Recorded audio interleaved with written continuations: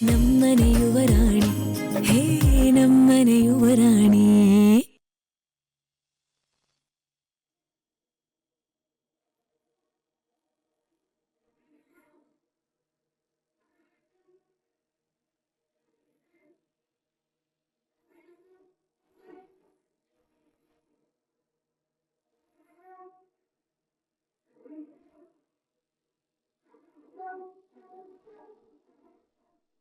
ಯಾಕೋ ನೀ ಇಷ್ಟು ಡೀಪಾಗಿ ಏನೋ ಚಿಂತೆ ಮಾಡ್ತಿದ್ಯಾ?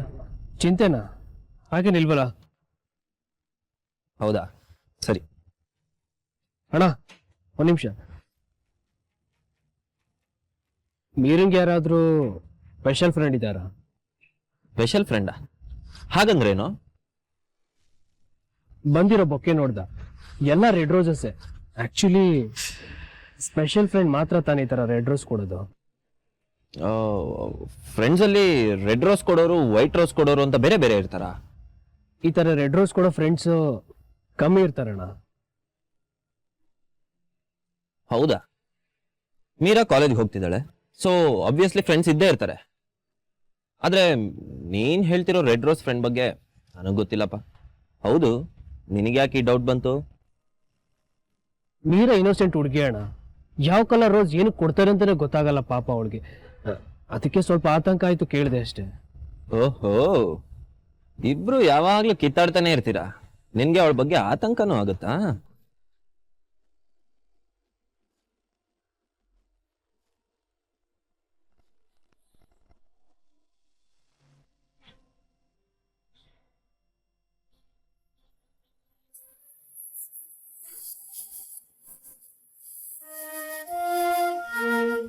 $12 ಲಕ್ಷ, ತಿಂಗಳಿಗೆ 10,000 ಅಂದ್ರೆ ವರ್ಷಕ್ಕೆ ಎಷ್ಟು ಲಕ್ಷ ಆಗ್ಬೋದು? 12 ಲಕ್ಷಕ್ಕೆ ಎಷ್ಟು ವರ್ಷ ಬೇಕಾಗುತ್ತೆ? ಏನಕ್ಕ ಏನೋ ಲೆಕ್ಕ ಮಾಡ್ತಿದ್ಯಾ? 12 ಲಕ್ಷ ಅಂತೇನೋ ಅಂತಿದ್ದೆ. ಹ್ಞೂ ಕಣೋ, 12 ಲಕ್ಷ ಹೊಂದಿಸ್ಬೇಕು. 12 ಲಕ್ಷನ? ಅಷ್ಟೊಂದು ದುಡ್ಡು ಯಾಕಕ್ಕ ಬೇಕು? ಏನು ಮದ್ವೆ ಪ್ಲಾನ್ ಏನಾದ್ರು ಮಾಡ್ತಿದ್ದೀರೇನೋ? ಅಯ್ಯೋ ಸುಮ್ನಿರಪ್ಪ, ನಾನಿಲ್ಲಿ ಏನೋ ಯೋಚನೆ ಮಾಡ್ತಿದ್ರೆ ಇವ್ನ್ ಸೀದಾ ಹೋಗ್ಬಿಟ್ಟ ಮದ್ವೆ ವಿಷಯಕ್ಕೆನೆ. ಮತ್ತೆ ಅಷ್ಟೊಂದು ದುಡ್ಡು ಯಾಕಕ್ಕ? ಏನೋ ಒಂದ್ ಇಂಪಾರ್ಟೆಂಟ್ ಕೆಲ್ಸಕ್ ಬೇಕಾಗಿದೆ ಕಣೋ. ಆದ್ರೆ ಇಲ್ ದುಡ್ದು ಅಷ್ಟೊಂದ್ ದುಡ್ಡನ್ನ ಹೊಂದ್ಸೋವರ್ಗೂ ಇಲ್ಲ ಅಂದ್ರೆ ಒಂದ್ 10 ವರ್ಷ ಬೇಕಾಗುತ್ತಲ್ವಾ? ಹೂನಕ್ಕ, ಅದೇನ್ ಕಮ್ಮಿ ಅಮೌಂಟಾ ಈ ಆಂಟಿ ಕೊಡೋ ಸಂಬಳದಲ್ಲಿ ಅರೇಂಜ್ ಮಾಡ್ಕೊಳಕ್ಕೆ? ನೀನಷ್ಟು ದುಡ್ಡು ಸೇರಿಸೋ ಅಷ್ಟರಲ್ಲಿ ಅಜ್ಜಿಯಾಗಿ ಹೋಗ್ಬಿಡ್ತೀಯ ಬಿಡು.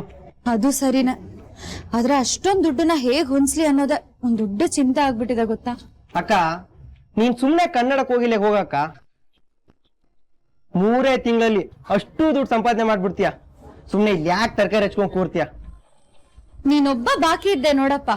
ಮೊದ್ಲು ದಾಮಣ್ಣ ಅಂಕಲ್ ಆಯ್ತು, ಈಗ ನೀನು ಶುರು ಹಚ್ಕೊಂಡ್ಬಿಟ್ಯಾ? ಏನೋ ಆ ದೊಡ್ಡ ರಿಯಾಲಿಟಿ ಶೋನ ನನ್ನ ಹೆಸರಿಗೆ ಬರ್ದಿದಾರ ಅನ್ನೋಂಗ್ ಆಡ್ತಿದ್ದೀರಾ ಇಬ್ರು. ಅದ್ ಹಾಗಲ್ಲ ಅಕ್ಕ, ನಿನ್ಗೆ ಇಷ್ಟೊಂದು ಟ್ಯಾಲೆಂಟ್ ಇಟ್ಕೊಂಡು ಯಾಕೆ ಸುಮ್ನೆ ಇರ್ಬೇಕು ಅಂತ. ನಾನಾಗಿದ್ರೆ ಹೋಗೇ ಬಿಡ್ತಿದ್ದೆ. ಅಲ್ಲಿ ಅಷ್ಟೊಂದು ದುಡ್ಡೆಲ್ಲ ಗೆದ್ಕೊಂಡು ಬಂದು ಈ ಆಂಟಿ ಮುಂದ್ ಕಾಲ್ ಮೇಲೆ ಕಾಲ್ ಹಾಕೊಂಡ್ ಕೂತು ಮಸಾಲೆ ದೋಸೆ ಆರ್ಡರ್ ಮಾಡ್ತಿದ್ದೆ. ಇದೆಲ್ಲ ಹಗ್ಲಿಗನ್ಸ್ ಕಾಣೋದಿಕ್ಕೆ ಚಂದ ಕಣೋ ಚಿಂಟು, ರಿಯಲ್ ಲೈಫಲ್ಲ. ನಂತರ ಅಲ್ಲಿಗೆ ಸುಮಾರು ಜನ ಸಿಂಗರ್ಸ್ ಬಂದಿರ್ತಾರೆ.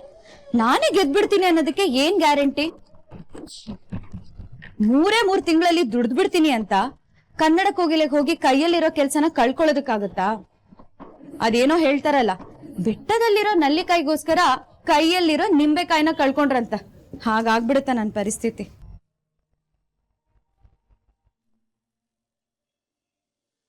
ಮತ್ತೆ ಆಗ್ದೇ ಇರುತ್ತಾ? ನಮ್ಮನೆ ಹುಡುಗಿಯಣ್ಣ ಅವಳು. ಮೊದ್ಲೇ ಪೆದ್ಗುಂಡು ಚಿಕ್ಕ ಮಗು ತರ. ಸ್ವಲ್ಪ ಪ್ರೀತಿ ತೋರ್ಸಿದ್ರು ಸಾಕು, ಅದ್ ಯಾರೇ ಇದ್ರು ನಂಬಿಡ್ತಾಳೆ. ಸರಿ ತಪ್ಪೇನು ಗೊತ್ತಾಗಲ್ಲ ಅಣ್ಣ ಅವಳಿಗೆ. ಈಗಿನ ಕಾಲದ ಜನ ಬೇರೆ ಸರಿ ಇಲ್ಲ ಅಣ್ಣ. ಅವಳು ಇನ್ನೋಸೆನ್ಸ್ ನ ಅಡ್ವಾಂಟೇಜ್ ತಗೊಂಡ್ಬಿಡ್ತಾರೆ ಅನ್ನೋ ಭಯ ನನ್ಗಷ್ಟೇ. ಹಾಗೆಲ್ಲ ಏನೂ ಆಗಲ್ಲ ಕಣೋ. ಅವಳೇನು ಇನ್ನೂ ನಿನ್ ಜೊತೆ ಮರ್ಕೋತಿ ಆಡೋ ಮೀರಾ ಅನ್ಕೊಂಡಿದ್ಯಾ?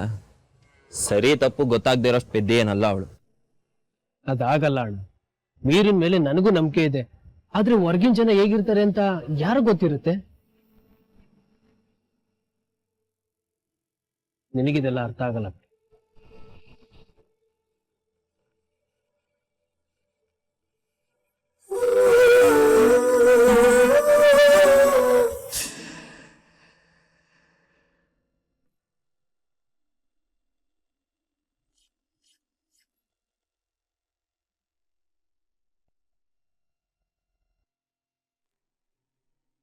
ಯಾಕೆ ಹೀಗೆ ಒಬ್ಬೊಬ್ರೆ ನಗ್ತಿದ್ದೀರಾ? ಏನಿಲ್ಲ, ಈಗ ನೀ ಹೋದ್ನಲ್ಲ ಅವ್ನ ಮುಖ ನೋಡಿದ್ರ? ಇಲ್ಲ, ಯಾಕೆ? ಅವನ್ ಮುಖ ನೋಡಿದ್ರೆ ಗೊತ್ತಾಗಿರೋದು ನಾನು ಯಾಕೆ ನಗ್ತಿದ್ದೀನಿ ಅಂತ.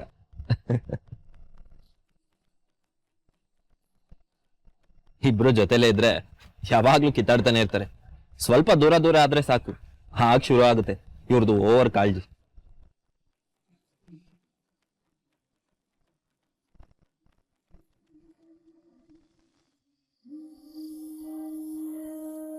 ಅಯ್ಯೋ ದೇವ್ರೆ, ಗಾಡಿಗೆ ಏನಪ್ಪ ಆಯ್ತು ಈಗ?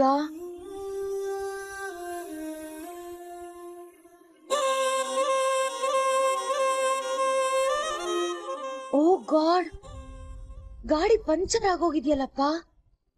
ಏನ್ ಮಾಡೋದು? ಮೊದ್ಲೇ ಲೇಟ್ ಆಗ್ಬಿಟ್ಟಿದೆ. ಇನ್ನೂ ಲೇಟ್ ಆದ್ರೆ ಅಮ್ಮನ್ ಕೈಲಿ ಬೈಸ್ಕೊಳ್ಳೋದ್ ಗ್ಯಾರಂಟಿ. ಏನ್ ಮಾಡೋದು ಇವಾಗ?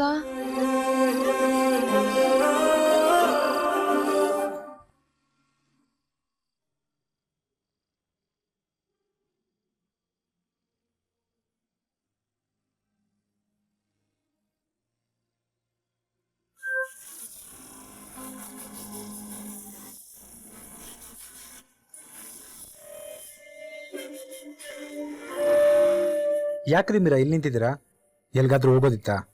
ಇಲ್ಲ ಇಲ್ಲ, ಆಕ್ಚುಲಿ ಮನೆಗ್ ಹೊರಟಿದ್ದೆ. ಗಾಡಿ ಪಂಚರ್ ಆಗ್ಬಿಟ್ಟಿದೆ, ಮುಂದಕ್ಕೆ ಹೋಗಲ್ಲ ಅಂತೀನಿ. ನೀವ್ ಒಳ್ಳೆ ಪಂಚರ್ ಆಗಿರೋ ಗಾಡಿ ಎಲ್ರಿ ಮುಂದಕ್ಕೆ ಹೋಗತ್ತೆ. ಬನ್ನಿ, ನಾನ್ ಡ್ರಾಪ್ ಮಾಡ್ತೀನಿ. ಬೇಡ ಬೇಡ, ಪರವಾಗಿಲ್ಲ, ನಾನ್ ಆಟೋದಲ್ಲೇ ಹೋಗ್ತೀನಿ. ಅದ್ ಸರಿ, ನೀವೇನಿಲ್ಲಿ? ಲೈಬ್ರರಿಗೆ ಹೋಗಿದ್ದೆ, ಮನೆಗೆ ಹೊರಟಿದ್ದೆ. ಅಷ್ಟ ನಿಮ್ಮನ್ ಕಣ್ಣಲ್ಲ. ಅದ್ಬಿಡಿ, ಬನ್ನಿ ಡ್ರಾಪ್ ಮಾಡ್ತೀನಿ. ಇಷ್ಟೊತ್ನಲ್ಲಿ ಇಲ್ಲಿ ಆಟೋಗಳು ಸಿಗೋದು ರೇರು. ಬನ್ನಿ. ಹೇ ಇಲ್ಲ, ನೀವ್ ಹೊರಡಿ, ಆಟೋ ಸಿಗ್ತವೆ, ನಾನ್ ಹೊರಡ್ತೀನಿ. ಸುಮ್ನೆ ನಿಮ್ಗೆ ಯಾಕೆ ತೊಂದ್ರೆ?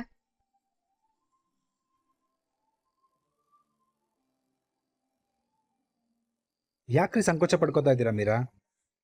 ನನ್ ಜೊತೆ ಡ್ರಾಪ್ ತೊಳಕ್ಕೆ ನಿಮಗ್ ಇಷ್ಟ ಇಲ್ವಾ? ಅಯ್ಯಯ್ಯೋ, ಹಾಗೇನಿಲ್ಲ. ಅದು ಆಕ್ಚುಲಿ ನಮ್ ಮನೆ ತುಂಬಾ ದೂರ ಇದೆ.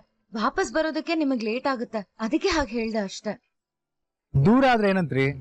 ನಾನ್ ಲೇಟ್ ಆಗಿ ಹೋದ್ರೆ ನಮ್ಮ ಮನೇಲಿ ಸೇರ್ಸಲ್ಲ ಅಂತೇನಿಲ್ಲ. ಅದ್ ಹಾಗಲ್ಲ. ಹೋ, ಸರಿ ಸರಿ, ಗೊತ್ತಾದ್ ಬಿಡಿ. No problem. ನಿಮ್ ಸಮಸ್ಯೆ ಏನು ಅಂತ ನನಗೆ ಅರ್ಥ ಆಗತ್ತೆ. ಬೆಳೆದಿರೋ ಮಗಳು ಯಾರ್ದೋ ಜೊತೆ ರಾತ್ರಿ ಹೊತ್ತು ಮನೆ ಹತ್ರ ಡ್ರಾಪ್ ತಗೊಂಡ್ರೆ ಮನೇಲಿ ಟೆನ್ಷನ್ ಆಗೋದು ನಿಜ. ಹಾಗಂತ ನೀವೊಬ್ಬರೇ ಇಲ್ಲಿ ಇಷ್ಟೊತ್ತಿನಲ್ಲಿ ನಿಂತ್ಕೊಂಡ್ ಕಾಯೋದು ಒಳ್ಳೇದಲ್ಲ. ಒಂದ್ ಕೆಲಸ ಮಾಡ್ತೀನಿ ರೀ.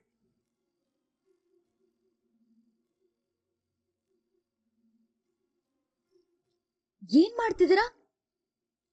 ನಿಮ್ಗೊಂದ್ ಸಾರೋಟ್ ಬುಕ್ ಮಾಡ್ತಾ ಇದೀನಿ ರೀ. ಸಾರೋಟ? ಹೌದು ರೀ, ಅದೊಂಥರ ಸಾರೋಟ್. ಹಲೋ ಕಂಪ್ನಿ ಸಾರೋಟ್. ಹಲೋ ಸಾರೋಟ? ಕ್ಯಾಬ್ ಬುಕ್ ಮಾಡಿದೆ, 10 ನಿಮಿಷ ಬರತ್ತೀರಿ. ಅಯ್ಯೋ, ನೀವ್ಯಾಕ್ ಸುಮ್ನೆ ತೊಂದ್ರೆ ತಗೋತಿದ್ದೀರಾ? ತೊಂದ್ರೆ ಏನಿಲ್ಲ ರೀ. ಒಬ್ಬ ಸೀನಿಯರ್ ಫ್ರೆಂಡ್ ಆಗಿ ನಿಮ್ಮನ್ನ ಒಬ್ರನ್ನೆಲ್ಲಿ ಕಾಯಕ್ ಬಿಟ್ಟೋಗೋದು ಸರಿ ಇರತ್ತಾ? ಕ್ಯಾಬ್ ಬಂತು, ಬನ್ನಿ.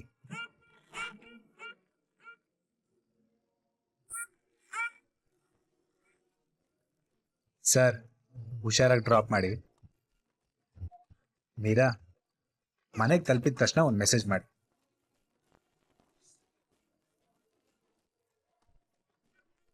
ಒಂದ್ ನಿಮಿಷ. Thank you so much Prateek, ನನ್ ಮೇಲೆ ಇಷ್ಟೊಂದು ಕೇರ್ ತಗೊಂಡು ಕ್ಯಾಬ್ ಬುಕ್ ಮಾಡಿದ್ದಕ್ಕೆ.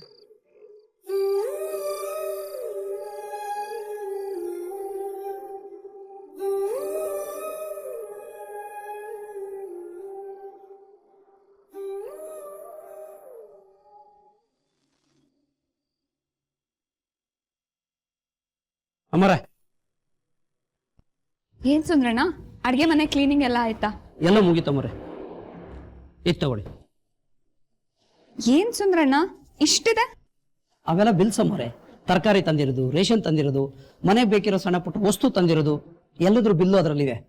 ಬಿಲ್ ಮೇಲೆ ಸೀಲ್ ಕೂಡ ಇದೆ. ಅದ್ ಸರಿ ಸುಂದ್ರಣ್ಣ, ಆದ್ರೆ ಈಗ ಯಾಕೆ ಒಟ್ಟೊಟ್ಟಿಗೆ ಇಷ್ಟೊಂದು ಬಿಲ್ ಕೊಡ್ತಿದ್ದೀರಾ? ಎಲ್ಲ ಪ್ರಿಂಟ್ ಬಿಲ್ ಅಮ್ಮರೆ, ಯಾವುದು ಕೈಯಲ್ಲಿ ಬರ್ದಿಲ್ಲ. ಅಕಸ್ಮಾತ್ ಯಾವ್ದಾದ್ರು ಕೈಯಲ್ಲಿ ಬರ್ದಿರೋ ಸಿಕ್ಕರೆ ಹೇಳಿ, ಹೋಗಿ ಪ್ರಿಂಟ್ ಇಸ್ಕೊ ಬರ್ತೀನಿ.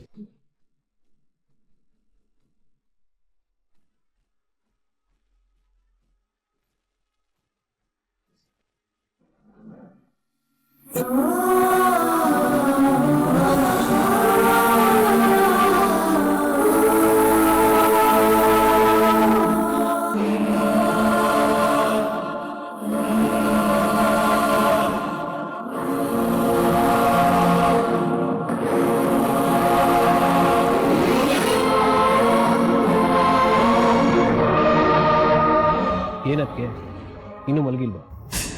ಇಲ್ಲ ಮೈದ್ನ, ಅಡ್ಗೆ ಮನೇಲಿ ಸ್ವಲ್ಪ ಕೆಲಸ ಇತ್ತು, ಈಗ ತಾನೇ ಮುಗಿಸಿ ಫ್ರೀ ಆದೆ ನೋಡಿ. ಅದ್ ಸರಿ, ನೀವೇನು ಹೀಗೆ ನಡು ಮನೇಲಿ ವಾಕಿಂಗ್ ಮಾಡ್ತಾ ಇದ್ದೀರಾ? ಹೊತ್ತಾಯ್ತು, ಮಲ್ಗೋದಲ್ವಾ? ಅದು ಏನೇ ಯೋಚನೆ ಮಾಡ್ತಾ ಇದ್ದೆ ಅದಕ್ಕೆ. ಯೋಚನೆನಾ? ಏನ್ ಯೋಚನೆ ಮೈದ್ನ? ಅದು ಇಷ್ಟೊಂದು ಡೀಪ್ ಆಗಿ? ಮದ್ವೆ ಆಗೋ ಹುಡುಗಿ ಬಗ್ಗೆ ಯೋಚನೆ ಮಾಡ್ತಿದ್ರಾ? ಅಯ್ಯೋ ಇಲ್ಲ ಅದಕ್ಕೆ, ನೀವು ಮೊದಲೇ ಟಾಪಿಕ್ ತೆಗಿಯೋಕೆ ಶುರು ಮಾಡಿಬಿಟ್ರಾ? ಅಂದರೆ ಇನ್ನು ನನಗೆ ಉಳಿಗಾಲ ಇಲ್ಲ ಅಂದಂಗೆ ಆಯಿತು.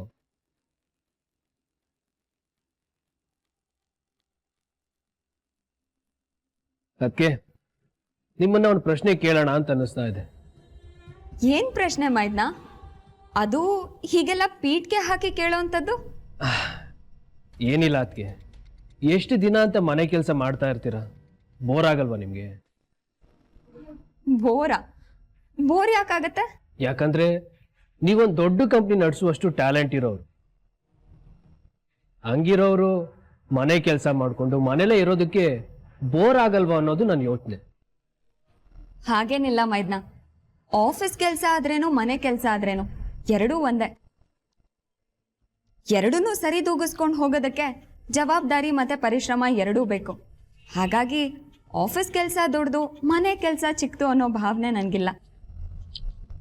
ಅದೇನೋ ನಿಜ ಅದಕ್ಕೆ, ಆದ್ರೆ ನಿಮ್ಮ ಟ್ಯಾಲೆಂಟ್ನ ಮನೆ ಕೆಲಸಕ್ಕೆ, ಮನೆನ ನಿಭಾಯಿಸೋದಕ್ಕೆ ಮಾತ್ರ ಯಾಕೆ ಸೀಮಿತ ಆಗಬೇಕು? ನಿಮ್ಮ ಟ್ಯಾಲೆಂಟ್ನ ಆಫೀಸ್ ಕೆಲಸಕ್ಕೂ ಬಳಸ್ಬೋದಲ್ವಾ? ಇದ್ರ ಬಗ್ಗೆ ಯಾಕೆ ನೀವು ಸೀರಿಯಸ್ ಆಗಿ ಥಿಂಕ್ ಮಾಡಬಾರ್ದು? ಈ ಪ್ರಶ್ನೆಗೆ ನಾನು ಆಲ್ರೆಡಿ ಉತ್ತರ ಕೊಟ್ಟಿದ್ದೀನಲ್ಲ ಮೈದ್ನ. ಮತ್ತೆ ನನಗೆ ಮನೆ ಕೆಲಸ ಅಂದ್ರೆ ತುಂಬಾ ಇಷ್ಟ. ನನಗೆ ಮನೇಲಿರೋದು ಹೆಚ್ಚು ಖುಷಿ ಕೊಡುತ್ತೆ. ನಾನು ಇಲ್ಲೇ ಆರಾಮಾಗಿದ್ದೀನಿ. ಅದು ಅಲ್ಲೇ ಈ ಮನೆ ಜವಾಬ್ದಾರಿನ ನೋಡ್ಕೊಳ್ಳೋದಕ್ಕಿಂತ ದೊಡ್ಡ ಕೆಲಸ, ಇಂಪಾರ್ಟೆಂಟ್ ಕೆಲಸ ನನ್ನ ಮಟ್ಟಿಗೆ ಯಾವುದೂ ಇಲ್ಲ. ಮನೆ ಕೆಲಸನ ನಿಜಕ್ಕೂ ನೀವು ಅಷ್ಟೊಂದು ಇಷ್ಟಪಡ್ತೀರಾ?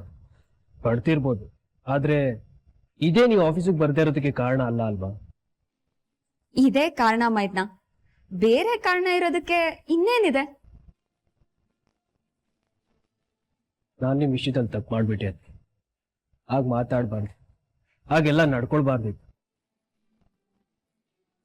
ಅದು ನಿಮ್ಮ ಮನಸ್ಸಲ್ಲಿ ಇಷ್ಟು ಕಹಿಯಾಗಿ ಉಳ್ಕೊಳ್ಳುತ್ತೆ ಅಂತ ನಾನು ಅನ್ಕೊಂಡಿರ್ಲಿಲ್ಲ. ಕಹಿನಾ? ಏನ್ ಕಹಿ? ಏನಾಯ್ತು? ಯಾಕೆ ಹೀಗೆಲ್ಲ ಮಾತಾಡ್ತಿದ್ದೀರಾ? ನನಗಂತೂ ಒಂದು ಅರ್ಥ ಆಗ್ತಿಲ್ಲ. ನನ್ಗೆ ಅರ್ಥ ಆಗುತ್ತೆ ಅದಕ್ಕೆ. ನೀವು ನಿಮ್ಮ ಮನೆಯವ್ರು ನಂಬ್ಕೊಂಡಿದ್ದ ಕೆಲಸನ ನಾನು ನಮ್ಮ ಮನೆ ಸ್ವಾರ್ಥಕ್ಕೋಸ್ಕರ ನಿಮ್ಮ ಹತ್ರ ಅವತ್ತು ಕಿತ್ಕೊಂಡೆ. ಏನ್ ಯೋಚನೆ ಮಾಡ್ತಾ ಇದ್ದೀರಾ? ಸರ್ ಪ್ಲೀಸ್ ಸರ್, ಅದು ನನಗೆ ಕೆಲಸ ಬಿಡೋದಕ್ಕೆ ಇಷ್ಟ ಇಲ್ಲ. ಬಟ್ ಮುಂಬೈಗೆ ಹೋಗೋಕ್ಕೆ ಸಾರಿ ಆಲಿ ಅವರೇ, ನಿಮ್ಗಿರೋದು ಎರಡೇ ಆಪ್ಷನ್, ಅದು ಟೇಬಲ್ ಮೇಲಿದೆ. ನೀವು ಪ್ರಮೋಟ್ ಆಗಿ ಮುಂಬೈಗೆ ಹೋದ್ರೆ ನಿಮ್ಮ ಲೈಫ್ ಚೇಂಜ್ ಆಗುತ್ತೆ. ಆ್ಯಂಡ್ ಈ ಕೆಲಸನೇ ಬೇಡ ಅಂತ ಮನೆಗೆ ಹೋದ್ರೂ ಆಗಲೂ ನಿಮ್ಮ ಲೈಫ್ ಚೇಂಜ್ ಆಗುತ್ತೆ. ಆದರೆ ಎರಡರ ಪರಿಣಾಮ ಬೇರೆ ಬೇರೆ ಇರುತ್ತೆ. ಜಾಣತನದಿಂದ ಆಯ್ಕೆ ಮಾಡಿ.